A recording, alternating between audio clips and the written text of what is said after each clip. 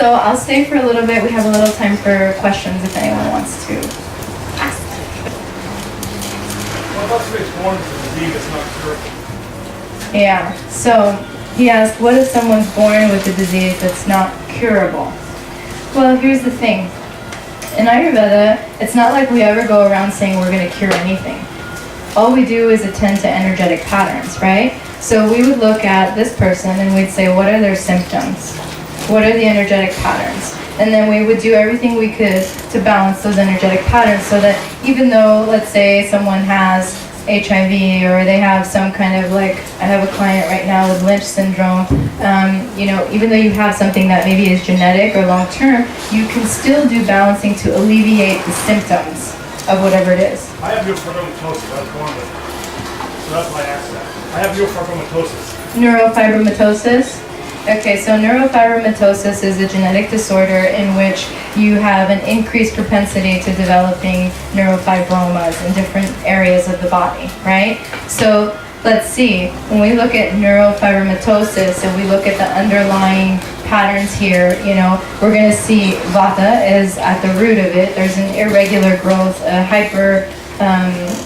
cellular growth pattern happening, but then there's also the kapha tumor accumulation. So we would employ balanced vata pushing kapha sort of pattern with that. Yeah. So do you believe in food combining, like acid, alkaline food, combining like eating acidic food and alkaline food? Do I believe in combining acidic food or alkaline food? I believe in not looking at any system other than what your body is telling you. You try it. If it works for you and you feel good and your system is telling you this is right for me based on all of the signs and symptoms happening in that system, that might be good for you, right? So that's how I approach things personally. Yes. Piggybacking on that, I've heard a lot of people that have gone raw and vegan and they feel amazing for a few months and then suddenly they just crash. Isn't, RNG, are you not speaking on this? Yes, tomorrow. I think there is, I just want to know your Yeah, I think, you know what, here's the benefits of raw vegan diet is that there's so much prana that you bring in, right? So much life force that you bring in. The key to doing it successfully is to maintain such an incredible digestive capacity that you assimilate it well. And so, is that a plausible approach for many people that could be a very high pranic lifestyle? Yes. Are you capable of maintaining all of the practices that need to happen in order to ensure a really solid digestive capacity to be able to handle all that vata that you're bringing in? So that's the question you need to ask yourself before you employ that kind of diet. And also to check in and say, do I already have like 10 years of signs and symptoms of vata imbalance in my different body systems? Maybe balance those before you go to the raw vegan lifestyle. You know what I mean? Yeah. A lot of your trying to get better is about being aware of your own body's reactions and your wants. Right. And I think about a lot of people in my life that their problem is not being aware of those, not being able to address that. So how do you work with people to make them more aware of figuring out what their body needs? Oh, girl, when you figure that out, you let me know. Well, I mean, I feel blessed because I tend to attract clients that want the psychospiritual to be a part of their healing process. And I will tell them very clearly, look, if you are looking for just the herbs and the treatments, please go see Dr. J. He can do much more, but I'm not that person. I can't work that way. So everybody works differently. When you go see different practitioners, everyone has their own specialties. My forte happens to be with the psychospiritual. Other practitioners, they're herbalists with PhDs and know all the different body therapies and are able to more work with those systems, right? So if you have people in your life that you want to gear towards Ayurveda, I would say gear them towards that, because once they start to find balance and once they start to find shift, and they can accept it as something that's more purely a physical practice, then they might later be more open to doing this kind of stuff. Yeah. Any other questions? First time in my life I ended early. Okay, one in the back. I don't know if you covered like joint arthritis. Oh, I'm so glad you brought that up. I didn't pay her. Perfect segue into upcoming events that I have going on. So, if you want to know more about me, my practice, any of that kind of stuff, drmohan.com. And I'll take the moment to just plug, I do these free community events that are just so fun, and they're really about just building local Ayurvedic community and talking about this kind of stuff. And so the next tea time topic happens to be, do you hate your job and you're too scared to leave it? And I have a panel of my clients who have actually taken the leap there to talk about the different stages of the process and what the effects were and what they were going through. And so if you're interested in that, then I do a series, it's called Western Medicine Meets Ayurveda, where I kind of do presentations that come from both sides so that you know what you're going to encounter in the doctor's office and you know how you can integrate Ayurveda into that. So the next one in that series is actually on the joint ailments, and that's in September. And then also speaking at the National Apna Conference in Vegas, and the topic is cancer. And it's going to be really awesome. I mean, I'm so excited to attend the talks myself. I think that it's just such an important topic with Ayurveda, and I feel like 30% of my client base has cancer. So if you're interested in the psychospiritual aspects, but these are just like 3 big upcoming things the next couple of months. There's always cool stuff going on, so hope to see you guys again in the future. Are you here? Are you located in LA? I'm in Long Beach. Yes. So more last question. No, ask as many as you want. That's why we're here. Okay. How do you convert, in our life, every moment we have a pain or pleasure or like or dislike, right? We judge and either we just say like or dislike or pain or pleasure. Those are the final categories. You see life, anything, right? Whether anything we just evaluate and then we just come to judgment like either pain or pleasure, like or dislike. So how do you convert dislike to like? For example, my daughter, let's say she wants to watch late night movie and I don't want her to watch that, or I don't want her to see addicted to internet. So how do I convert that dislike to like? Her dislike or your? No, my dislike. She likes watching internet or all the YouTube stuff, but I don't want her to watch too much internet thing. I get frustrated. Yeah. But it's a bad thing for me, but how do I convert that? Okay, guys. I think you guys can all answer this for him, right? So, the premise of the question was, if everything in life is kind of like we like it or we dislike it, how do we convert our dislikes to our likes? Yeah. So we can use like the framing tool, for example, right? We can go and say, oh, he's having an feeling, right? So let's dig down deep. What is the root of this? He's scared. I'm scared. I want my daughter to have the best. I want her to achieve the best. I want her to be at her full highest potential, right? Any parents in here? So all of us that are parents know, probably from making the mistake that we come from a fear-based perspective, is that if the true goal is for her to be at her highest potential, then you must treat her as though she is in her highest potential. So you have to make her aware and educate her of what some of the long-term sequelae might be, what some of the energetics might be of her watching the late-night TV and the internet. And at the same time, you have to allow her to make those discoveries on her own, right? And hold the well-being. Right? Have you guys heard of the difference between a spiritual partner and a friend? No. So this is something one of my mentors gave me, and I'll give this as a gift to you because it just has reframed everything that I look at in my life. So, a friend is someone, oh my God, I can't believe you broke up with me, and actually I was kind of going to break up with him, but and the friend says, oh girl, I'm coming over with some Haagen-Dazs, don't worry, you were so much better than him anyways, he did not deserve you. Right. And you're sitting there watching the sad movies and eating the Haagen-Dazs, right? So it's like life has brought in a wave, right? And the friend is there with you to ride the wave. right? Now, you call your spiritual partner. Oh my God, he broke up with me. Spiritual partner says, oh, I'm so happy for you to have completed that cycle. Where will you now set your sights? What are your new intentions for where you're heading?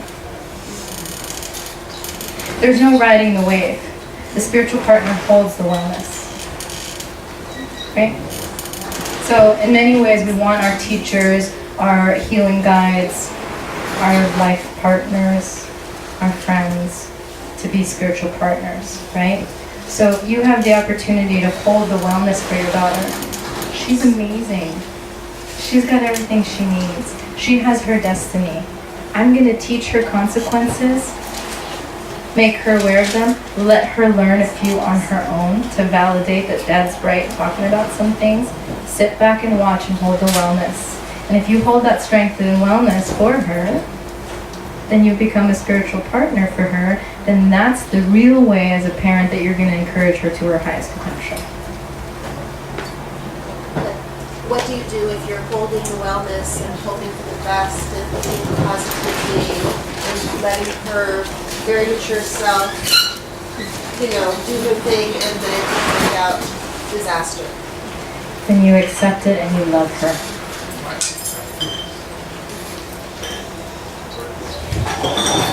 And that might be part of our karmic lessons.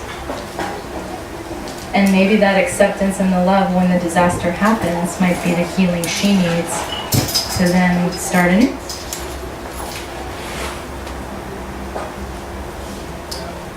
What about animals and the info energy of eating an animal and then taking it on?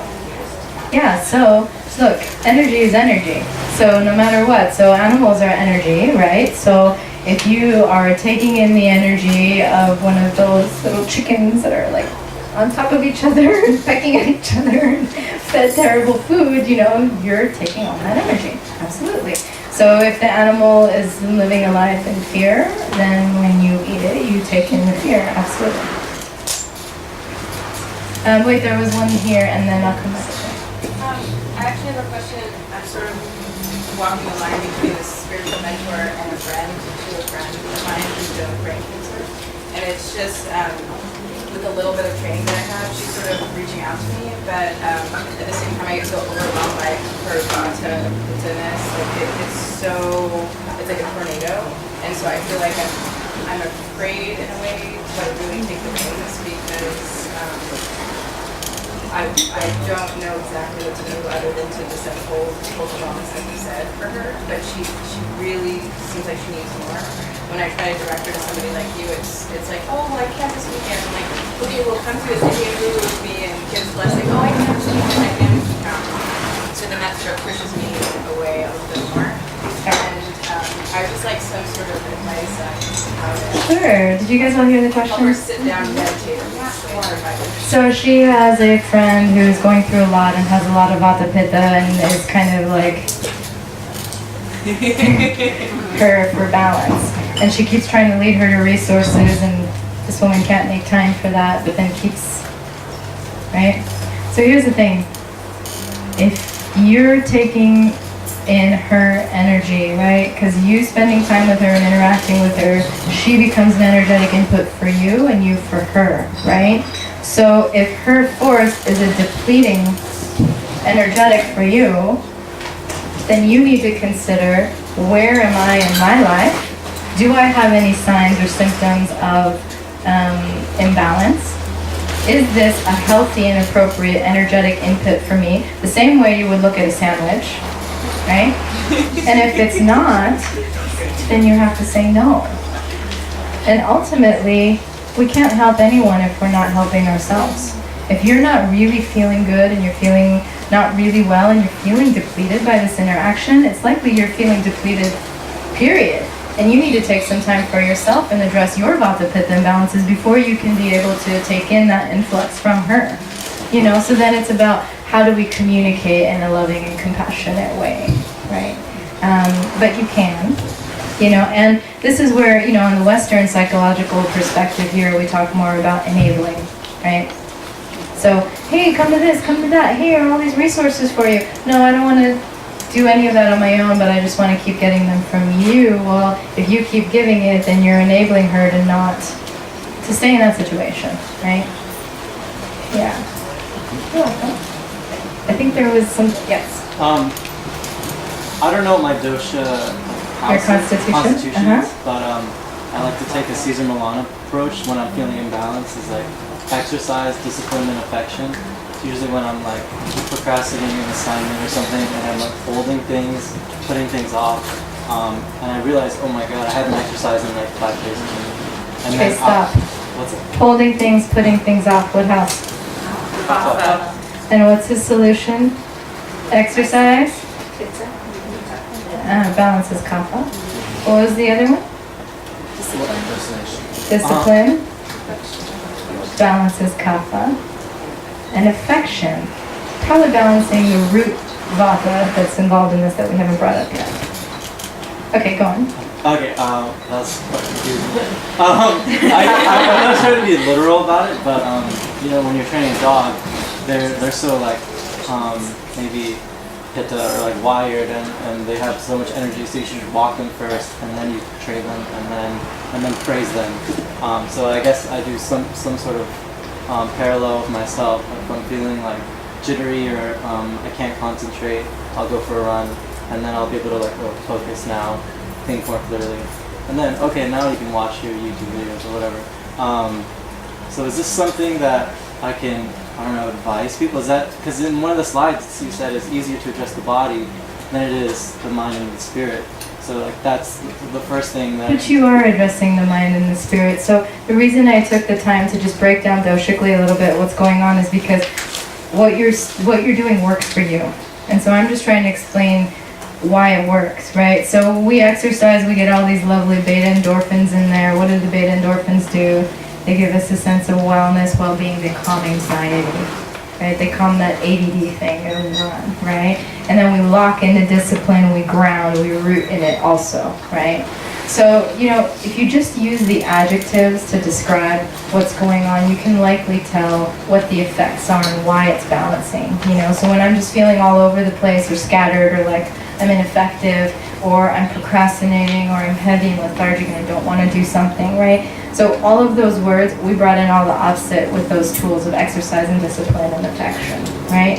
So that's why that works for you. So we can take what, you know, you called it some kind of approach, Caesar Milan or something. We can take any healing approach in the world and relate it back to Ayurveda and see why it works energetically. And this is why Ayurveda is called the mother of all healing sciences, right? Because we can take acupuncture, we can take Reiki, we can take color therapy, we can take any of that, and we can bring it back to that same foundational platform language of Vata, Pitta, Kapha. And if we can do that, then we can talk about everything in Vata, Pitta, Kapha, right? So his question was, can he recommend this to people? If it works for you, you recommend it saying, this works for me, right? But everybody's different.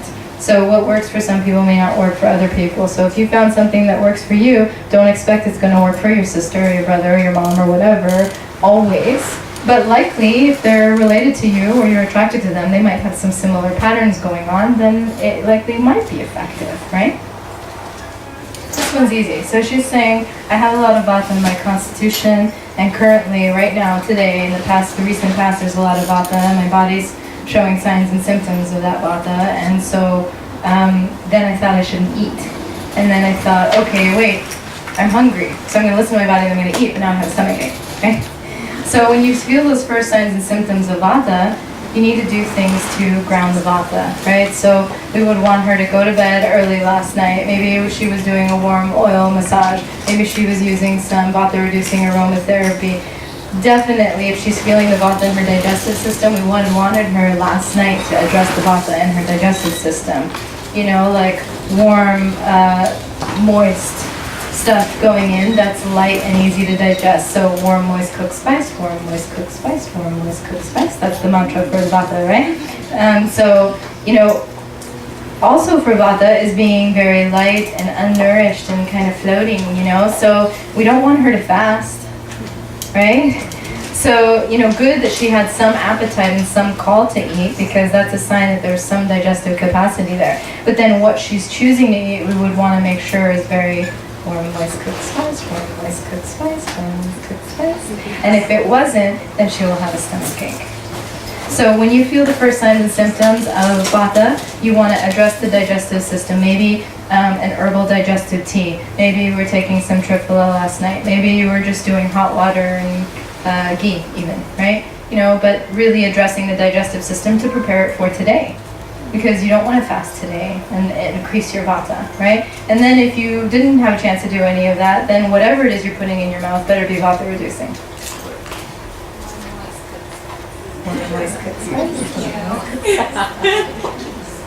Okay, wait, I was coming here now. You know what you asked? She answered it? Yeah. Okay, great. And then, gentleman over there. Energy you have in life. Why do people want to lower their energy all the time? Medication, stuff like that. You know, why is that? Like children, for example, in ADA, and I'm an advocate about this. I think they get too much food in children. Okay. They have too much energy. To me, that's wrong, but I'm not a doctor, so. Yeah, I think it's just that we don't know any better. I mean, I went to medical school. I went to one of the top medical schools in the nation. We did not even have a nutrition class. So, you know what, we just don't know. And we really are coming from the perspective that this helps and this is best and this is what the research shows. So, you know, the doctors aren't necessarily the bad guys. I think it's the greater medical industrial complex where like we created a system of medical education that only approaches things from one way, you know, and I agree with you. Like if children are showing more and more signs of ADHD, what is that but Vata imbalance? But that makes sense when we look at our society and how much Vata is coming in our society. Like, no one's married anymore, no one lives in the same home and they grow up in and then they, you know, leave and they've got the grandparents around it. We don't have that. We've got a lot of Vata and then the kids are eating, what is this stuff in the cafeteria, Vata? And then they're just eating, you know, all these chemicals and they're the chips and the dry Vata, like Vata, right? So can we address ADHD? Yeah, if you balance Vata very well for children, they respond very quickly. And you can see a difference and you can get off the medications. The greater medical industrial complex, I don't really have a solution for that one. But I also got the sign that we're out of time. So again, thank you for staying so long.